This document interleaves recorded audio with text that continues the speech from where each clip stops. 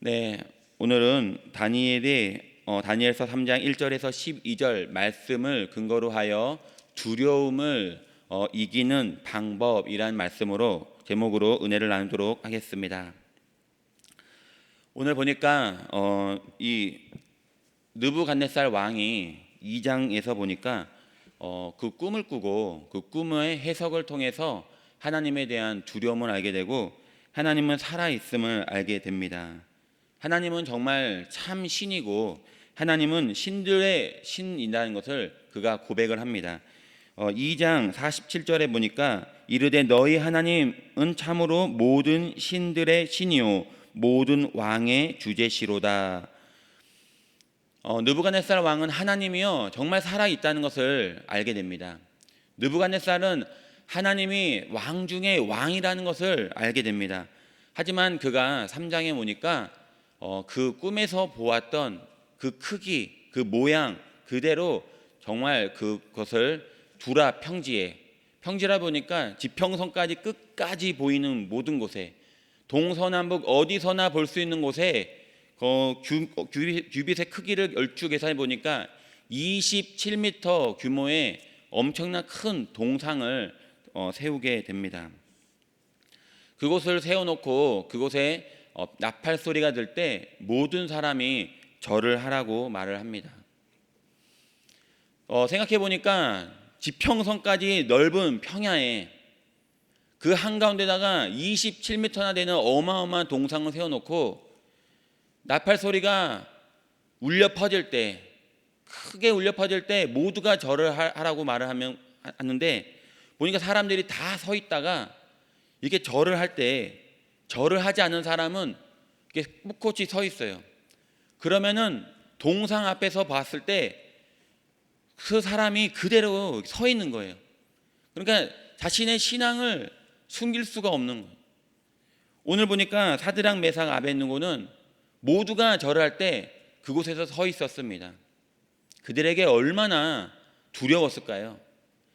모두가 절을 할 때 들키고 싶지 않은데 숨어서 섬기고 싶은데 숨어서 섬길 수가 없는 거예요.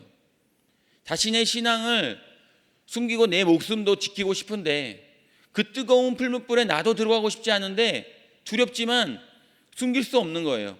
오늘 보니까 그들도 두려웠지만 우리와 똑같은 그런 심성을 가진 사람이지만 그들은 어떻게 하여 그런 두려움을 극복할 수 있었을까요?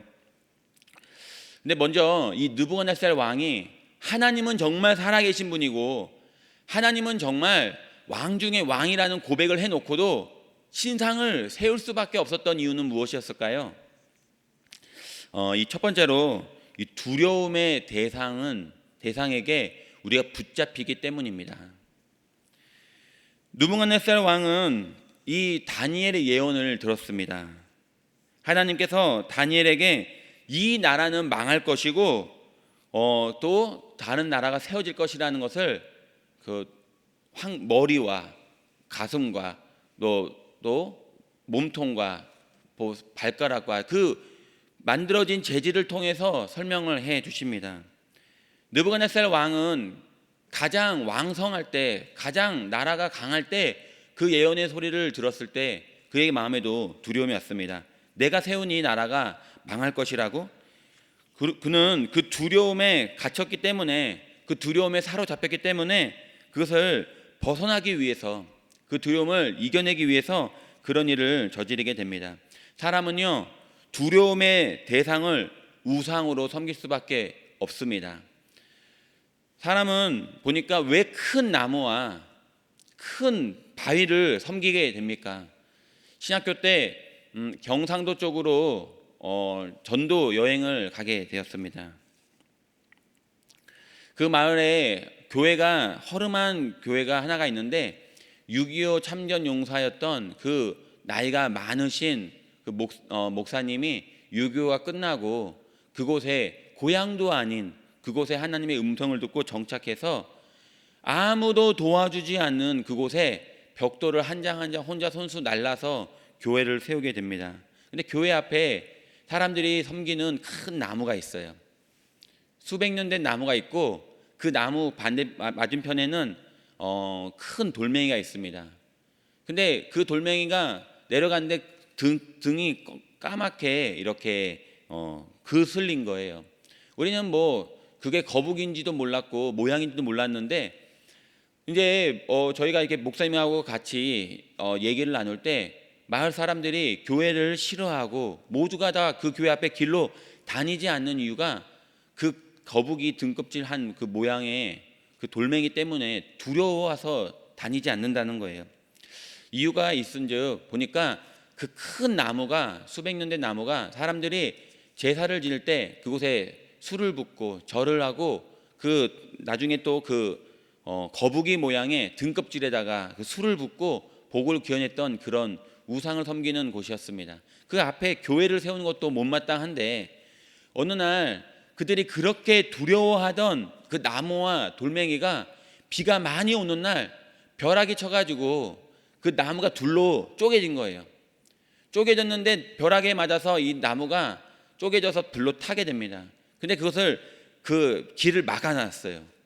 근데 사람들이 그를 넘어다니지 못하고 이 나이 많은 이 목사님도 이거 교회에 길을 막아놨기 때문에 어떻게 할까 하다가 그날 저녁에 비를 맞으면서 이 목사님이 톱을 가지고 나가 이 조그맣게 나무 큰 나무를요, 이 큰 나무를 다 톱으로 썰어 가지고 그거를 끌고 해가지고 불로 태우는데 이 불을 태우는데 이 바람에 휩쓸려 가지고 이 거북이 등딱질 모양에 까맣게 그슬린 거예요.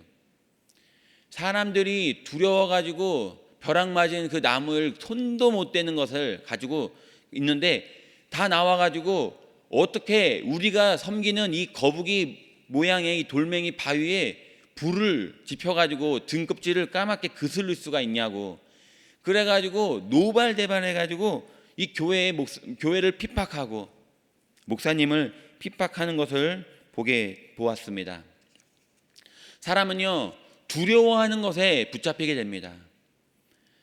그 마을에 힘이 있는 청년들도 하지 못했던 일을 6.25 참정용사했던 그 나이 많은 목사님은요 그것을 그 나무를 톱으로 혼자서 다 베고 불로 그슬리고 불길이 그 바위에 그슬릴 때도 그는 두려워하지 않았습니다. 사람은요 두려워하는 것에 마음을 빼앗기게 되고 두려워하는 것을 우상으로 섬길 수밖에 없습니다. 그래서 두려워하면은 그것에 잡히게 됩니다. 무당이 있습니다. 무당이요 저주하면 얼마나 두려운지 몰라요. 저도 그것에 대한 두려움이 있었어요. 이곳에 있는 우리 성도님 또 예배를 드리는 많은 우리 성도님들 누군가가 무당이 나를 저주한다면 어떻게 하시겠어요? 아마 두려움에 교회로 달려나와 하나님 나를 보혈로 덮어주셔서 하나님 그 저주가 내게 임하지 않게 해달라고 어쩌면 우리 기도하지 않겠습니까? 얼마나 두려우면요 그것에 사로잡히게 되는 거예요. 다윗이 골리앗 앞에 서 있었을 때 골리앗이 저주를 합니다. 사무엘상 17장 43절에 내가 나를 개로 여기고 막대기를 가지고 나왔느냐 하고 그의 신들의 이름으로 다윗을 저주하고 다윗이 골리앗 앞에 서 있는데 골리앗이 막 저주하는 거예요. 근데 다윗의 마음은 어땠을까요? 다윗도 두려웠을까요? 아마 그 저주의 말이 두려웠다면 다윗도 아마 그 자리에서 깨갱했을 거예요. 무당이 나를 저주할 때 지나가다가 저주할 때 내가 그것에 두려움을 사로잡힌다면 아마 그 자리에서 깨갱했을 거예요. 두려움을 사로잡히고 두려움은 망하게 됩니다. 근데 이 다윗이 골리앗이 자기를 저주하는 그들의 신들의 이름으로 저주하는 그 음성을 듣고도 콧방귀도 안 끼고 주머니에 돌을맹이를 꺼내가지고 돌려가지고 던져서 그의 이마를 깨뜨렸던 것입니다.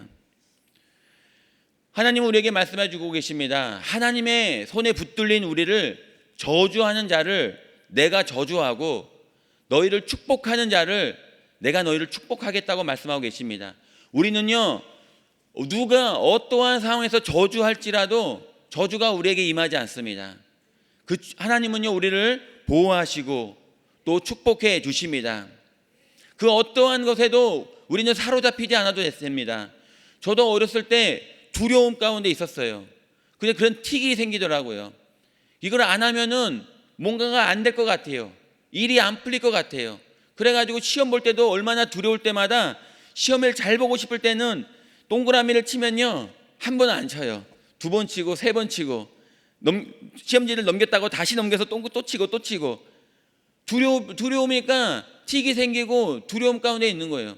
어느 날 그래 망하면 망하지 더 이상 내가 이것에 사로잡히지 않겠다.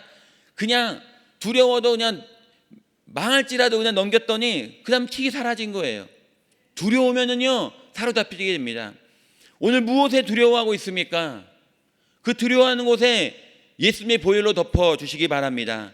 십자가에서 모든 피로 우리의 저주는 끊어졌습니다.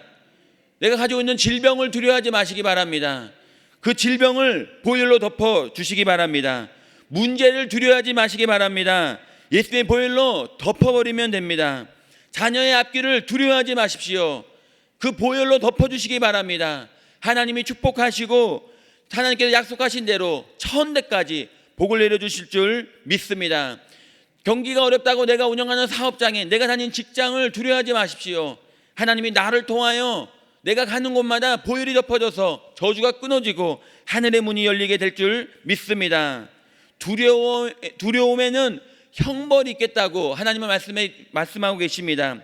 다시 말하면 하나님은요, 두려워하지 말고 나를 의지해라.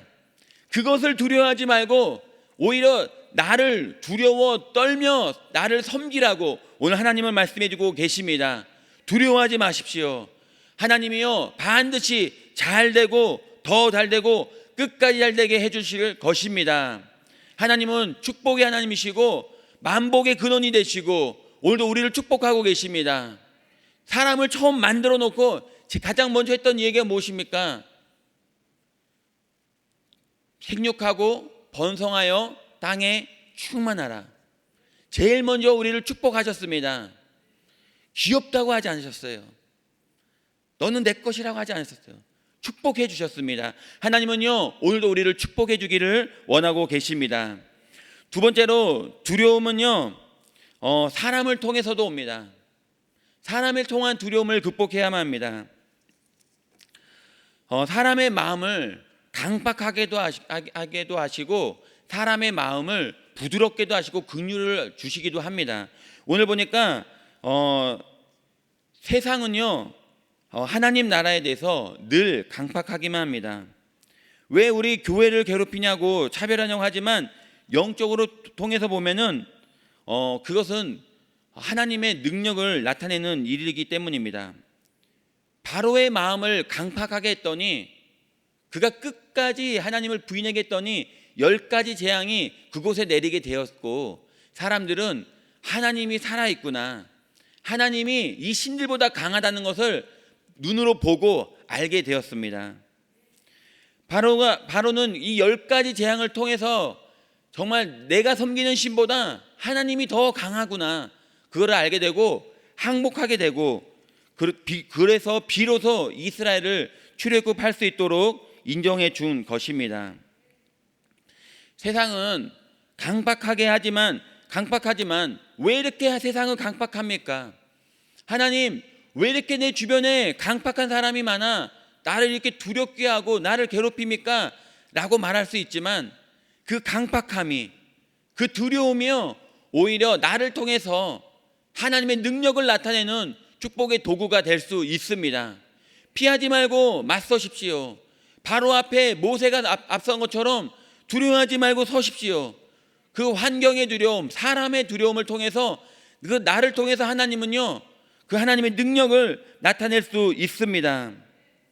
지금도 신인 것처럼 자신의 동상에게 절하지 않으면 살인까지도 서슴지 않겠다는 이 느부갓네살 앞에서 또 바로와 같이 그들도 결국은요 하나님을 섬기게 될 것입니다. 오늘 3장이지만 4장의 말씀에 넘어가게 되면은 이 느부갓네살 왕도 짐승처럼 살다가 결국은 하늘을 바라보게 되고 하나님을 인정하고 다시 그가 사람처럼 살 수 있게 되어지는 것입니다. 지금은 환경이 사람이 강팍할지라도요, 결국은 살아계신 하나님의 능력을 나타내는 가장 좋은 수단이 될 것입니다. 하나님은 오늘 또 강팍하게 할 수도 있습니다. 교회를 통하여 교회를 강팍하게 할 수도 있습니다. 아무리 교회와 우리 교인을 괴롭혀도 망하지 않는 것에 대해서 그들이 그것을 왜 의구심을 품게 될 것입니다. 아무리 교회와 예수 믿는 사람을 망하게 할지라도 뜻하게 되지 않는다는 것을 그들이 알게 될 것입니다.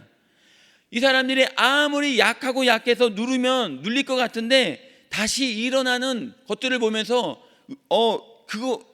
그들의 우리의 강함을 보고 놀라게 될 것입니다. 눌러도 계속 일어나는 이유가 바로 하나님께 있음을 그들이 알게 될 것입니다.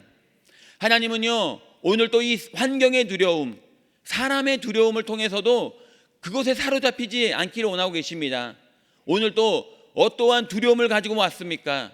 그 앞에 당당히 맞서십시오. 그것이 강하면 강할수록 하나님의 능력을, 하나님의 살아계심을 나를 통해서 나타나게 될 것입니다. 마지막으로 세 번째로 신앙을 통한 두려움입니다. 오늘 12절의 말씀에 보니까 이제 몇 유다 사람 사드락과 메삭과 아벳느고는 왕이 세워 바벨론 지방을 다스리게 하신 자이거늘 왕이여, 이 사람들이 왕을 높이지 아니하며 왕의 신들을 섬기지 아니하며 왕이 세우신 금 신상에게 절하지 아니하나이다. 신앙을 지키지 않으면 오늘 죽을 수밖에 없습니다. 평지에 27m의 거대한 상이 서 있는데 모두가 절할 때 그곳에 서 있으니 저 먼 곳에서 저 끝에 서 있는 사람은 누구냐고 바로 들키는 그곳에 그들은요 3명이 꼿꼿이 서 있는 거예요. 신앙에 대해서 그 두려움이 왜 그들에게도 없겠습니까? 그들은요 죽으면 죽을지라도 신앙에 대해서 두려워하지 않는 것입니다. 마지막 때라는 말들을 많이 합니다. 하나님을 위하여 목숨을 바칠 수 있습니까? 절하지 않으면 불구덩이 속이다. 절하지 않으면 망한다. 세상의 방법과 세상의 그 방식 앞에 절하지 않으면 망한다. 너희가 이 세상을 잘 몰라서 그래. 절하지 않으면 불구덩이 속이다. 하나님은 그런 우리에게 말씀하고 계십니다.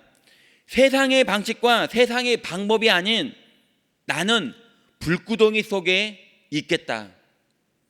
세상의 방식과 세상의 상식이 넘치는 이곳에 너희가 절을 한다면 나는 이곳에 있지 않고 오히려 불구덩이 속에 있겠다. 어쩌면 이것을 한 사드락과 메삭과 아벳느고는 세상의 방식에 두려워하지 않습니다. 오히려 이곳이 불안한 곳이고 저곳이 평안한 곳이구나. 나는 하나님이 계신 그곳으로 가야겠구나. 그들은요 신앙에 대해서 타협하지 않은 것입니다. 하나님을 존중히 여기는 자에게 하나님은 그들을 보호하시고 그들을 인도하실 것입니다. 다시 한번 묻겠습니다. 하나님을 위하여 목숨을 바칠 수 있습니까? 사실 저도 교육자가 되면서 그것이 가장 걱정이었어요. 신학교를 가기 전에 저는 그것이 가장 걱정이었어요. 두 가지가 걱정이었습니다. 제가 결혼을 하고 아이가 있었을 때 신학교를 가야 할 입장에서 하나님, 일을 하지 못하는데 제 아내와 아이가 배고프다면 어떻게 할까요? 제가 그때 기도했어요. 배고프다고 한다면 나는 신학교를 그만두고 일을 하러 가겠습니다. 그때 이후로 한 번도 배고프지 않았어요. 두 번째로 걱정됐던 것이 죽음 앞에 다가왔을 때 내가 신앙을 많은 사람들 앞에서 목숨을 걸고 내가 지킬 수 있을까? 사실 신학교 갈 때 제가 그것에 대해서 답변을 하지 못했어요. 망설였어요. 나는 내가 신학교를 나와서 목회를 하면서 사람들 앞에서 너가 목숨을 걸고 지킬 수 있겠느냐는 그 질문에 내가 정말 지킬 수 있을까? 그래, 죽으면 죽었지 나는 하나님의 자녀다라고 고백할 수 있을까? 먼저 살아야 되지 않을까? 먼저 살고 다음 일을 계획해야 되지 않을까라는 그런 두려움이 저에게도 있었습니다. 오늘 또 하나님은요, 지금도 이 땅에는 수많은 순교자가 있습니다. 북한과 중국을 비롯한 수많은 기독교 탄압 국가에서는 아직도 숨어서 하나님을 섬기는 자들이 있습니다. 목숨을 걸고 지킬 수 있는 이유가 무엇입니까? 바로 결단에 있기 때문입니다.